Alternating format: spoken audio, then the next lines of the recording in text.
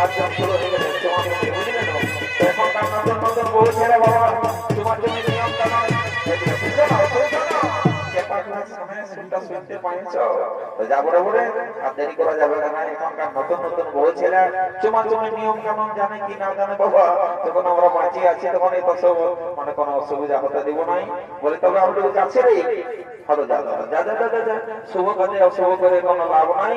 যখন আছিস টুকু বলে বলে দিবি ছেলেগুলো যা যা যা যা যা।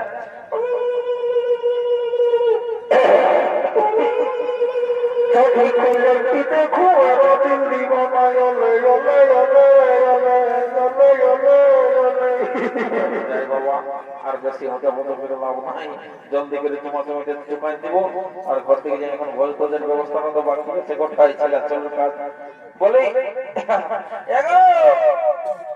এই বলছিল না এ বাবা বলি তোমাকে বলছে বাজা শুনে নাও, এই ছামড়া তলের জমা জমি নিয়ম কানুন যদি তোমার অজানা থাকে তো তুমি আমার হাতটুকু সুইখানে নিবে রে বাবা, কোনো অসুবিধা নাই।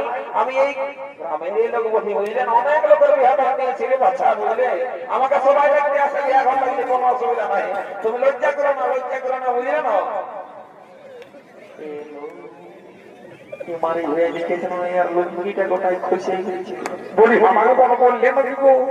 তোমাকেই বলছি ছামড়া তোলে এত লোকের ভাইছে তোমার লুঙ্গিটা খুঁজে গেছে উঠাইলো তোকে ভালো করে বলো, আমি শুনতে টুকু বেশি পাই। মা বলছে তোমার লুঙ্গিটা খুঁজে গেছে উঠাইলো। হ্যাঁ বললো লুঙ্গির গল্প করছিল যে বলল মারি ভাই অনেক কালা বটে, বলছে তোমার লুঙ্গিটা খুঁজে গেছে উঠাইলো।